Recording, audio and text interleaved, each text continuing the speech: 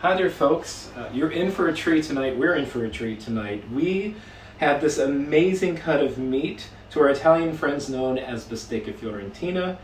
To us, Porterhouse. It's a thick cut of beef, about 2 to 3 inches thick.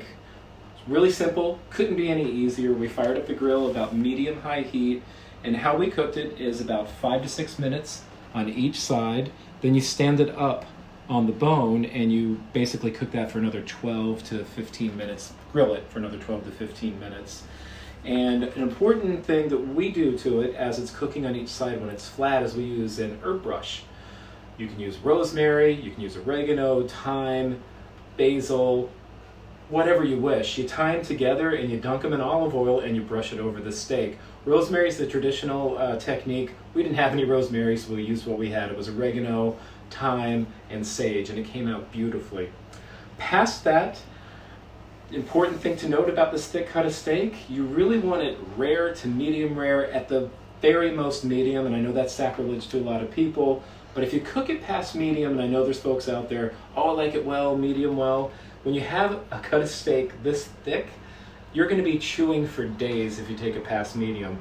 I know, cook what you like, cook to what you like, but trust me on that one. Medium is about as far as you want to go and it'll still be delicious. So just a little pink. Total time on that was maybe about 20 minutes altogether. And for a side, we did something really simple. Whipped feta, you just put feta in a food processor and get this nice little consistency, almost pureed, but not quite. We grilled some asparagus, put a really simple vinaigrette over it, and that is apple cider, olive oil, and a little bit of honey. And you do it to taste. Just a little olive oil, add a little bit of vinegar, but you want it kind of neutral, just like a regular salad dressing. And then we had some old sourdough bread left over. We toasted it up and made some croutons for it. They're going to be freaking fantastic together.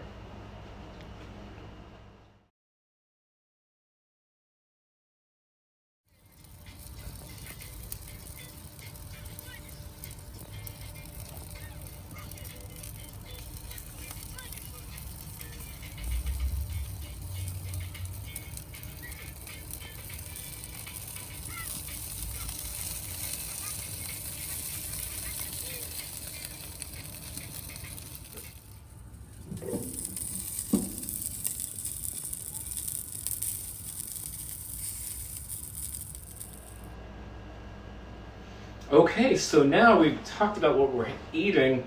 Now we got to get to, well, the important part. They're both really important, but probably my favorite part, the wine. So what we have this evening is 2 wines from the estate of Colpetrone, and Colpetrone is located in the region of Umbria. Umbria, to those who aren't familiar, I'm going to give you a little geography lesson here. If you look at the boot that is Italy, the shin is Tuscany, the upper part of the shin, and the upper part of the back part, the calf, that's Abruzzo. Right in the middle is this beautiful little region known as Umbria. I refer to it as the breadbasket. There's a lot of nicknames for it. But if you know it, then you know about the beautiful little villages of Orvieto, Spello, Perugia, and Montefalco. If you don't, Google it. You'll be online for hours, and you're definitely going to want to go. So let's get back to the wine. So what I've done here tonight is little brother, big brother. And what I mean by that is, this is a rosso. So a rosso doesn't have to be blended, but typically it is a blended red wine. So this is made from grapes that grow indigenous to the region. So Sangiovese, if you're not familiar, that is the grape behind Chianti. Does very well in this region as well. Then another grape called Sagrantino, which by the way is my personal favorite grape. More on that in a second. And then a little Merlot. So it's about 70% Sangiovese, 15% Sagrantino, and 15% Merlot. Gorgeous little wine for those who like California cabs, Washington cabs, even like Côte de Rhônes. There's a lot to really enjoy here. It's beautiful, it's rustic, it's got some juicy flavors of plum, blackberry, black cherry. This is a crowd pleaser. Still complex, still very good, but that's where this guy comes in. Even though this is awfully good, it's not as good as its older brother. And what I mean by that is not to take anything away from this dynamic little beauty here, but this is made from one grape, and it's made from that grape Sagrantino. And a fun little fact is, way back when I didn't have so much gray hair, I had this grape. It was late at night. I was actually working at a bistro, which served mostly French food, but they were smart enough to have Italian wine. And I remember somebody poured Sagrantino for me, and it blew me away. It was a lightning bolt moment. And ever since then, I had to do this for a living, wine that is, and it's because of this grape. So Sagrantino, if you haven't had it on its own before, it's extremely important to have one that has a little bit of age on it. This, for instance, is 2011, and that's one of the more current vintages. I think this estate has now the 2012 and the 2013 out in the market. Glorious, but the 11 is what I have here. It's ready to drink. Sagrantino has a ton of tannin, a ton of acidity, lots of minerality, and an unbelievable amount of fruit. Dark fruit, red fruit, and it goes on and on and on. And the reason you need to let them relax is this is a very powerful grape with a really thick skin, so it just needs some time to age. And when it ages, all those flavors and all those elements that I mentioned come together perfectly on the palate. Also, fun little fact, this grape is considered by many scientists and a lot of people who do research on grapes, enologists, that actually has the most polyphenolic structure of most grapes. That sounded geeky and dorky maybe, but point is it has a lot of antioxidants, so it's also very good for you. Anybody who loves big, bold, chewy reds is going to fall in love with this wine. And I can't tell you how good it's going to go with this steak. And because the steak's so big, I figured we need 2 bottles.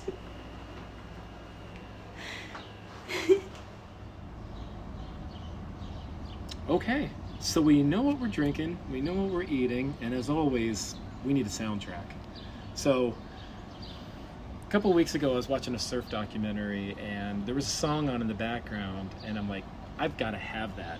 So I used Shazam, looked it up, and lo and behold, the album showed up today, and it is perfect for what we're doing tonight. It sounds like a summer barbecue. It's great dinner music. It will put you in a good mood. And without teasing you any further, let's talk about it. Thank you. Eddie Bow. If you haven't heard of him, neither had I. So it's a recent discovery that I kind of riffed off of the movie I was watching, like I said. Probably the best way to describe it is think James Brown with a little New Orleans funk twist. It is so much fun. You're going to love it. We've listened to it front to back a couple of times already. I think that's about all I've got, except I think I need a knife. All right then. Until next wine.